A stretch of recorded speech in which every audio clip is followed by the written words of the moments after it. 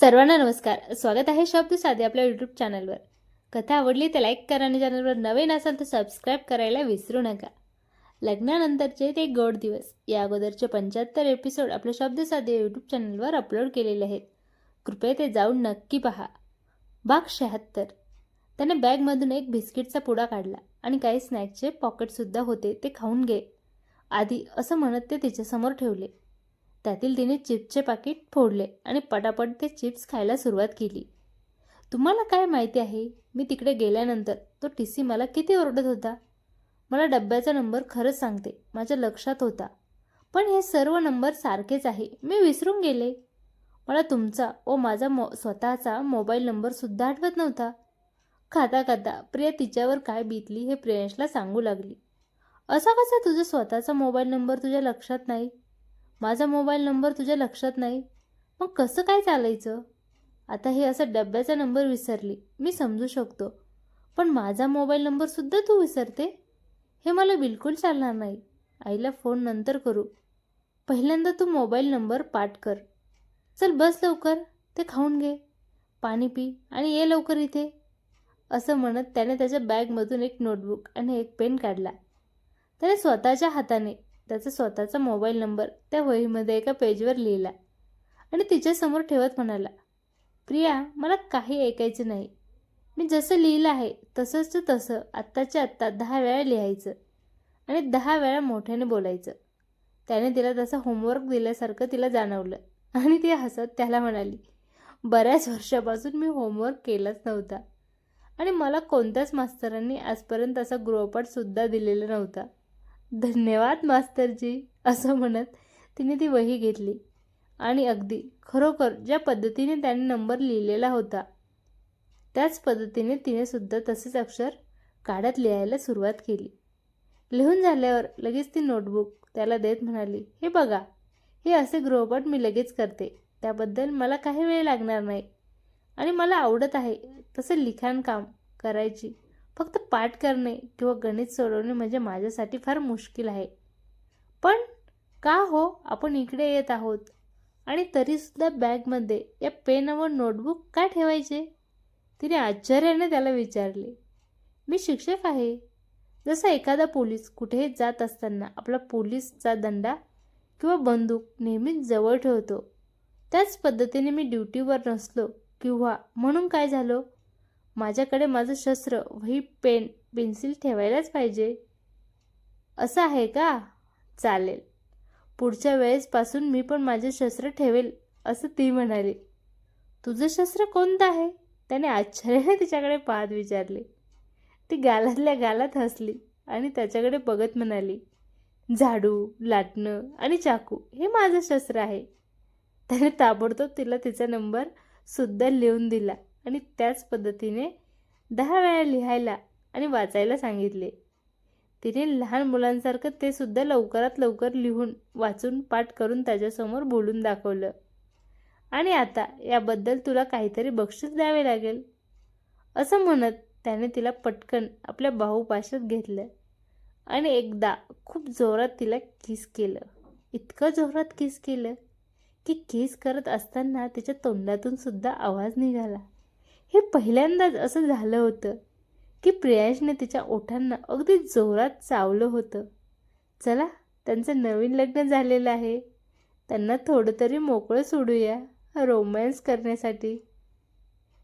प्रिया आणि प्रियांश आपल्या ठरलेल्या रूम बुक केलेल्या रेस्टॉरंटमध्ये जात असताना अगदी स्वर्गामध्ये एंट्री मारल्यासारखे दोघांचेही चेहरे झाले होते. अर्थात ती सायंकाळ म्हणजे रात्रीची वेळ होती. सगळीकडे रोषणाई झालेली होती. रस्त्यावरती गर्दी, हॉटेलच्या अवतीभोवती गर्दी. आपल्या भारतीय लोकांपेक्षा जास्त परकीय म्हणजेच परदेशी लोक सगळ्यात जास्तीत जास्त गोव्यामध्ये फिरताना दिसत होते. अगदी एकही असे ठिकाण नव्हते की ज्या ठिकाणी गर्दी नव्हती. प्रिया तर ते बघून एकदम भांबावून गेली होती. रेस्टॉरंटमध्ये आल्यानंतर आपल्या रूममध्ये जात असताना आतमध्ये काही सरप्राईज ठेवलेले आहेत असे बाहेरच त्यांना रेस्टॉरंटच्या सुस्वागतम कक्षामध्ये सांगण्यात आले होते. रेस्टॉरंटमध्ये आपल्या रूमचा दरवाजा सर्वात आधी प्रियाने उघडायचा आहे अशी सूचना झालेली असल्यामुळे प्रियांश मागेच उभा होता. प्रियाने दरवाजा उघडला आणि तिला अगदी आश्चर्याचा धक्का बसावा तशी ती पुढच्या 5 मिनिटांसाठी दरवाजातच उभी राहिली.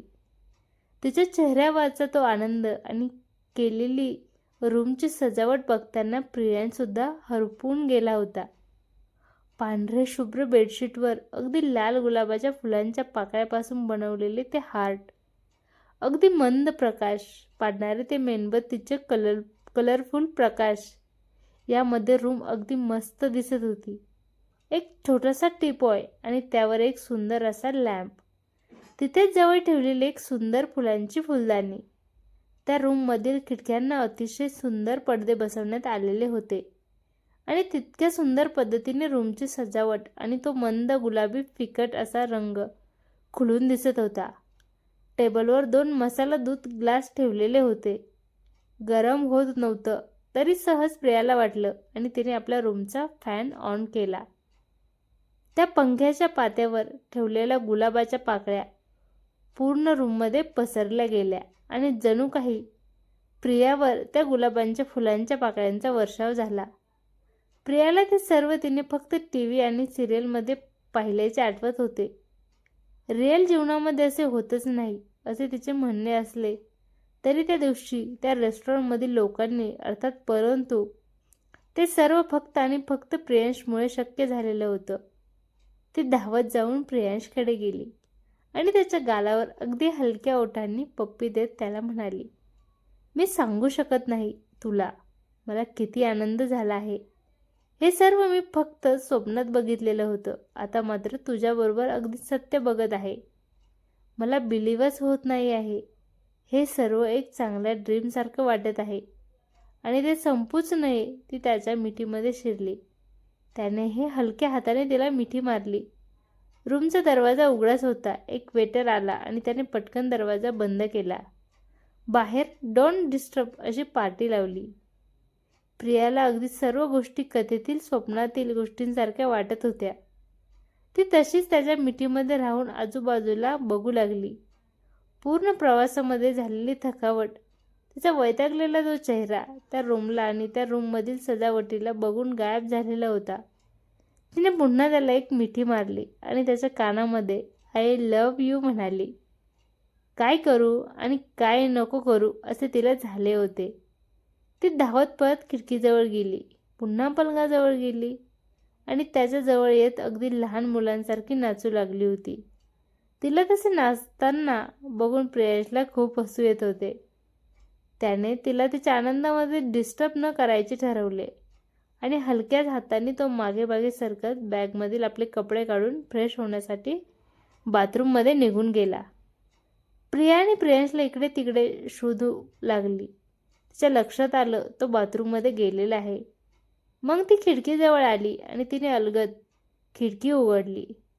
समोरचं दृश्य अतिशय सुंदर होतं. अफाट असा समुद्र शांत झालेला होता.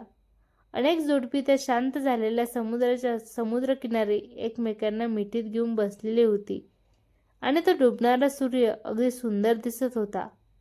त्या वातावरणामध्येही अवतीभोवती फिरणारी तरुण तरुणी, छान गप्पा मारणारे लांबूनच कुणीतरी गाणं म्हणत असावे असा एक आवाज आला. तिला गाणं समजत नव्हतं. बहुतेक ते कोकणी भाषेत असावं किंवा गोव्याच्या भाषेत असावं असं तिला जाणवत होतं. म्युझिकचा सुद्धा आवाज येत होता आणि समोरच एका ठिकाणी एका होळीच्या मध्यभागी बसलेला एक मुलगा गिटारवर काहीतरी गाणं गुणगुणत होता आणि समोर 4-5 कपल डान्स करत होते. प्रिया तिथेच उभे राहून ते सर्व बघत होती. प्रियांश फ्रेश होऊन बाहेर आला सुद्धा आणि त्याने तिच्या पाठीवर हात ठेवला तेव्हा ती भानावर आली. आता पुढचे 2-3 दिवस आपण इथेच राहणार आहे. हे तुला रोज बघायला मिळणार आहे. जा पहिल्यांदा जाऊन फ्रेश होऊन ये. प्रियांश अगदी प्रेमाने तिलाच म्हणाला. त्याने बागेतून तिचे कपडेसुद्धा काढलेले होते आणि तिच्या हातात देत म्हणाला, जा. प्रिया कशीबशी बाथरूमकडे गेली. इकडे त्या खिडकीमध्ये प्रियांश उभा राहिला आणि तोही बाहेरचे ते सुंदर दृश्य पाहू लागला. प्रिया छान फ्रेश होऊन बाहेर आली. मस्त लाईट पिवळ्या रंगाचा तिने घातलेला तो फ्रॉक तिच्यावर खूप सुंदर दिसत होता. त्या रंगामुळे तिच्या चेहऱ्यावर एक वेगळाच ग्लो आलेला होता. तुमच्याकडे खूप मस्त ड्रेस कलेक्शन आहे, अगदी जाणीवपूर्वक तिचे कौतुक करत प्रियांश म्हणाला. प्रियांशने अगदी सुंदर असा निळ्या रंगाचा टी शर्ट घातलेला असतो आणि बरमोडा घातलेला असतो. तिचे ते सरळ काळे केस स्वच्छ धुतलेले असतात. ते मस्त टॉवेलने पुसते आणि अगदी त्याच्याजवळ येऊन उभी राहून खिडकीमधून पुढचे दृश्य पाहू लागते. 2-3 मिनिटासाठी ते बघितल्यानंतर प्रियांच्या लक्षात येतं, आपण असे खिडकीत उभे राहून पाहण्यासाठी आलेलो नाही आहोत. तो तिच्याकडे बघतो, तिला अलगद उचलतो आणि त्या सुंदर लाल गुलाबांच्या फुलांच्या पाकळ्यापासून बनवलेल्या हार्टजवळ नेऊन ठेवतो.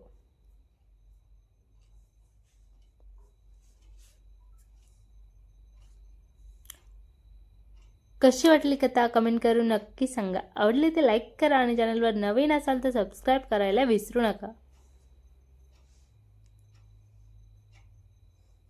धन्यवाद.